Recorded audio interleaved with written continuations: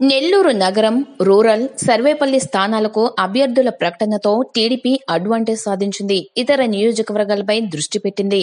ఇప్పటికే ZP chairman Bommireddy Raghavender Reddy, కొమ్మి లక్ష్మయ్య నాయుడులను ఆకర్షించిన తెలుగుదేశం ప్రస్తుతం కావలి మాజీ ఎమ్మెల్యేలు విష్ణువర్ధన్ రెడ్డి, ఒంటేరు వేణుగోపాల్ రెడ్డిలపై దృష్టి సారించింది. వీరిని పార్టీలోకి ఆహ్వానించడానికి పార్టీ వర్గాలు సంప్రదింపులు జరుపుతున్నాయి. ఈ ఇద్దరిని ఆకర్షించడం ద్వారా 3 నియోజకవర్గాల్లో పార్టీ విజయ అవకాశాలను మరింత మెరుగుపరుచుకునే అవకాశం ఉన్నట్లు పార్టీ నేతలు భావిస్తున్నారు.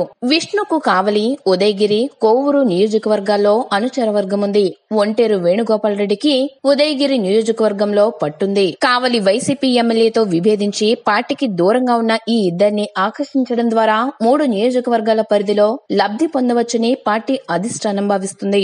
వీరిద్దరితో టీడీపీ సంప్రదింపులు చేస్తున్నట్లు విశ్వసనీయ సమాచారం. బలమైన అభ్యర్థులను బరిలోకి దించడంతో పాటు నేతల మధ్య అంతర్గత విభేదాలను సరిదిద్దడం, పార్టీ కోసం శ్రమించిన టికెట్ రేసులో విఫలమైన ఆశావాహులకు సముచిత న్యాయం చేసే అంశానికి అధిక ప్రాధాన్యత ఇవ్వడం, కొత్త శక్తులను కూడగట్టుకునే ప్రయత్నాలు మొదలు పెట్టడం ద్వారా జిల్లాలోని అన్ని స్థానాల్లో గెలుపు కోసం పార్టీ అధినేత చంద్రబాబే స్వయంగా రంగంలోకి దిగడంతో టీడీపీ వర్గాల్లో వాతావరణం వేడెక్కింది. కోవూరు ఎమ్మెల్యే పోలంరెడ్డి శ్రీనివాసులరెడ్డికి నియోజకవర్గ నాయకులకు మధ్య నెలకొన్న విభేదాలను పరిష్కరించడానికి మంత్రి సోమిరెడ్డి, ఆదాల, బీద రవిచంద్రలతో త్రిమెన్ కమిటీని ఏర్పాటు చేశారు.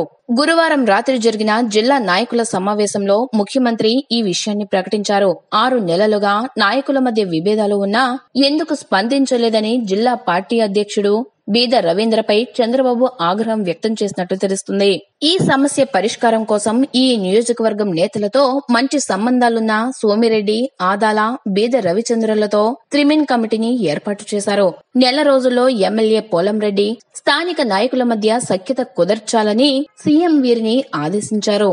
మైనస్లన్నీ ప్లస్లుగా మారుతుండటంతో నెల్లూరు టీడీపీకి ఎదురులేని పరిస్థితి వచ్చిందన్న అభిప్రాయం ఏర్పడుతోంది.